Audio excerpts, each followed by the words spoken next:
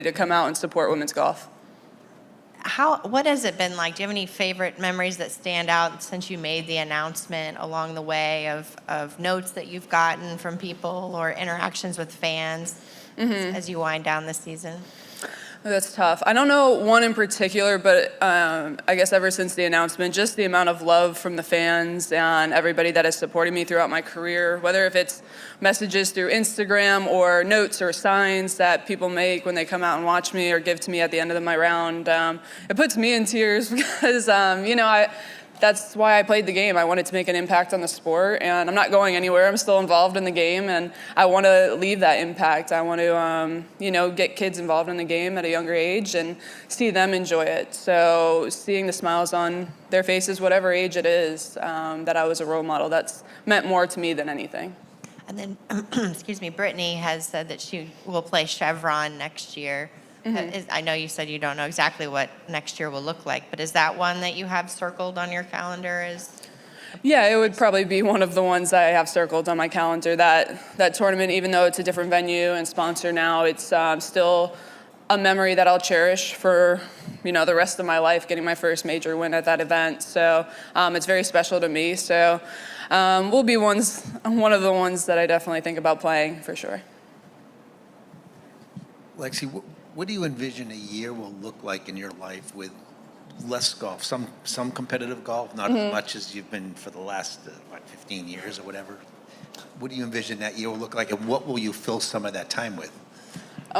It'll look like more of a normal life, I would imagine. I just launched my Lexi Fitness app a few months ago, so that'll keep me a little bit busier. And I want to travel, not travel for golf, but travel and get to explore some places that I've been interested in, and just take that time for myself, get to spend it with my family and my friends, and just maybe pick up another hobby or two, but honestly just feeling like I don't have to go somewhere, be anywhere, and just do nothing. That'll be nice for a little bit, and just really cherish the moments that really matters with my family at home. Do you see yourself going out there and playing more golf for fun, not having to be on a schedule and go to competitive, but just going out wherever you want and playing with fun with fellow pros and at the club?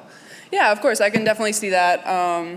In my future, going out there, playing with friends, and having a good time. Of course, when or if I do tee it up, I'll be practicing and making sure that my game's right for those events that I do tee it up, because I'm still very competitive. That'll never go away. So I want to make sure I'm ready. But yeah, there will be a lot more fun rounds, whether if it's sponsor outings that I do that I really enjoy, getting to meet new people with my sponsors and building those friendships and relationships I've really cherished along my way. So I enjoy that aspect of the game. And just going out and having a good time. We'll go back here to Nick. Lexi, you've won, and you've won big, but what would a $4 million win mean to you? It would mean a lot, of course. I think we all have that in the back of our minds. But no matter what the purse is, as athletes, we always go into every tournament wanting to win. But what Terry Duffy with CME has done for this event, just to show the appreciation that he has for women's golf, and for us just being here. We're so grateful for the partnership that we have with him and CME, and just to be able to tee it up for that amount of money, that's a huge deal. And I think that just shows where the women's game is going, and hopefully will move even further and better in the future. Last week, slow play popped up again. I guess my question is, do you think slow play is an issue on LPGA? Yes, I definitely think it's an issue. Rounds shouldn't be taking more than 4.5 hours, especially in threesomes. I think 4.5 should be the max. Look, you're going to hit a good shot or a bad shot. You might as well not take that much time over it. I mean, it's just a game. Just do your routine, commit to it, and hit it. It's definitely a problem out here right now. So I don't know what we'll do to try to get it resolved, but hopefully just play quicker. I guess that was my question. I don't know if you heard Charlie's solution, yeah. But what would be your, if you were commissioner for a day, how would you solve it? Yeah, hers was a bit of an aggressive comment, but I don't disagree with it. I mean, it has to be done. Something has to be done to quicken up the play out there, whether if it's fines or whatever it is. It needs to be done because we need to play quicker. Fans, aren't enjoying it being out there for 5.5 hours long in the heat. So hopefully it'll be quicker this week. This year, I think it's safe to say that in women's golf, on the LPGA Tour, that this could have been like a turning point year with the increased interest in women's sports, the Caitlin Clark interest with Nelly playing the way that she has. I guess my question is, do you think the LPGA captured that moment properly? Of the Caitlin Clark or Nelly? Just like everything? the increase in women's sports, the Caitlin Clark movement, were they able to get, kind of ride that wave and even go past that? Yeah, well, first and foremost, I think women's sports in general are on such a high right now and moving in the right direction, whether if it's growing in each sport or golf in general. I've always said in my interviews, ever since I turned pro, the game of golf, our sponsors, our tournaments, our purses, they've all raised and our TV coverage has increased. I think we could keep on improving. I think there's a lot more room for improvement. I think, we're making as many stories as we can and focusing on all the good. But I think there's so many talents out here and so many stories that we could really focus on and really bring in a lot of fans and bring in a bigger fan base than what we have. I think there's just more room for improvement. I think we're improving right now, but I think there's a lot more to go. I guess it's a bigger question, but have you ever thought of a way that those stories could be told like that? It's a great question as well. I think just showing the personalities of the players out here. Of course, everybody sees the talent. I think more and more people need to realize how talented the women are out here and come out and support us because I don't think TV does it justice. I think you have to see it in person. But yeah, there's so many great personalities out here. It's just a matter of making those stories based on those people that are willing to open up and really show the world like they're more than just golf. A lot of people just see us as golfers. There's way more to us than that. I have one quick instruction-based question. It's kind of lighter, but my 16-year-old nephew is trying to break 80 for the first time, and he shoots in maybe like the mid-80s, high 80s right now. What's one quick tip you would give him? That I would give him to break 80? How long has he been playing? Been playing about, 4 years. Oh, that's pretty good then. Yeah. He's going in the right direction. I always say the biggest tip for me that helped me out the most was when I went out and practiced, always have a goal in mind. Always have something that you want to improve on, whether if it could be like the smallest of things to the biggest of things. It could be the mental side, as we know golf is such a mental sport. It could be working on the mental side of visualizing some shots out there. But going out there with a purpose. Don't just go out to the golf course and be like, I'm just going to hit some balls today or play. Have a goal of something that you want to improve on, so that way you're not wasting any time. And it's always productive practice. Even if you might struggle a little bit, you had a goal, you committed, and you're striving to be better. Beth Ann, do you have another one? When did you start giving away your shoes, and how many do you think you've given away? Oh, a lot. Thank God Puma makes a lot. I would say I started giving them away at the Kraft Nabisco, like one of my first few Kraft Nabiscos that I played in, because I remember pictures with little girls there, and they were holding my shoes, and they were like up on the desk in front of me. And so that was probably when I was 15, 16. Wow. And do you do it every week? No, not every week. Unless the shoes are a little beat, then I just give them away. And then I'm like, you really want them? But yeah, I love doing it. And just to, like I said earlier, to see the smile on fans' faces and the impact, that means more to me than anything. Your peers often comment on how good you are with sponsors and thank you notes and pro-am parties. Where did that come from, those lessons? And why has that been such an important priority to you over the years? I would say with me, it's come from how I was raised, from my parents. Growing up, no matter what I accomplished and what I did out on the golf course, how talented I was, in my mind, I wasn't any better than anybody else. I was the same person, and I needed to treat everybody the same way. And to me, with my sponsors or the sponsors of our tournaments, going to Pro-Am parties or in the Pro-Ams, that's what's important. To the sponsors that give the money to help us be able to play week in and week out. To show my appreciation, that's the least I can do with how much they're doing for us. We're just out here golfing, but we wouldn't be able to do it if it wasn't for the support of the sponsors and everybody that helps put it on. It's not just the sponsors, it's the hospitality, it's the staff, it's the course staff, it's the food staff inside. There's so much that goes into a tournament that I think a lot of people don't realize, and I think we all just need to be grateful for every single person that's on site every single week.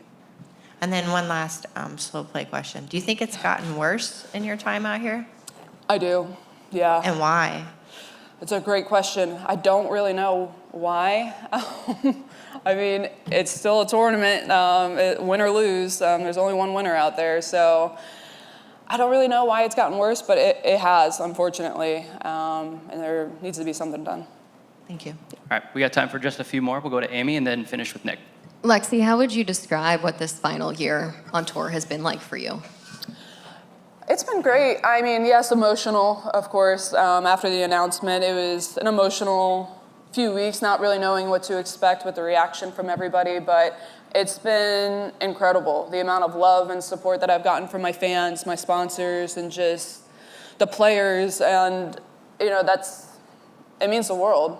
Didn't really know what to expect when I made the announcement, but to feel that love and support, it means a tremendous amount to me. I'm still playing quite a bit after I made the announcement, so I'm happy that I was able to play a few good events and hopefully finish strong here in the Grant Thornton, and just really enjoy every step along the way. Like I said, I'll probably tee it up a few times next year, matter of when. I'm just going to take time for myself and make sure that I'm happy when I do tee it up. With all you've learned all these years out here competing, thinking back now, what would you go back and say to little Lexi starting out? To little Lexi starting out. That's tough. I would say be easier on yourself. I've always been one to be very competitive and hard on myself, but that's just how I was growing up to be with two older brothers. I was like, all right, I'm gonna be better. I gotta do better.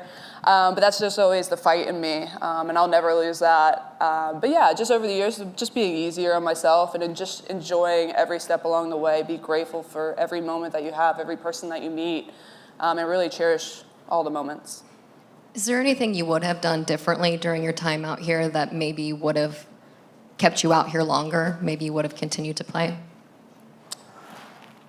I don't think I would have done anything differently. This is my 14th year. It's not like I was just out here for 5. I was out here for a long time, and I played a lot of golf. I wouldn't say my first few years, just because of my age, I wasn't able to play a full-time schedule, but my first few full-time years, I played a lot of golf. But that's what I grew up in, junior amateur golf. I played every single week, so I wouldn't have done anything differently. I'm so grateful for every moment that I've had out here, all the relationships I've built, and I'm just going to enjoy it all this week. So, Nick?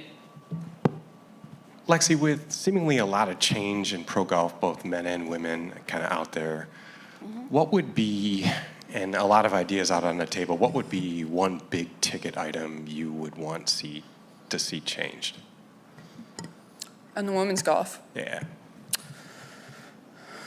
One big thing that I'd like to see change, I would like to see better TV coverage for us and keep on increasing the purse funds each and every week. I think we've moved in the right direction on a few of our events, but to keep on increasing on that, showing how talented we really are and the appreciation. Of course, we're grateful for all the partnerships that we have with every single sponsor, so we're grateful for what we have on our tour, but I think just keep on improving on that and the TV coverage. I would like to, have more live LPGA golf on the Golf Channel or on regular NBC or networks. So, what's something low key that maybe only you would know?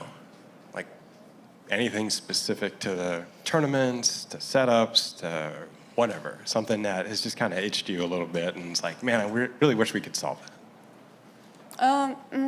Other than the slow play, I think everybody knows that one. No, I don't think there's really much. I mean, sometimes course setup is a bit of a challenge and not as thought through as sometimes maybe should be, but it's tough when you have all the different conditions going into each day, so. That's it. Yeah. And then we'll finish up one more with Emily. Hi. My last question is just, I know the girls out here mean the world to you and inspiring the next generation. Does it feel like you have inspired the next generation, and what would you hope those girls take away from you?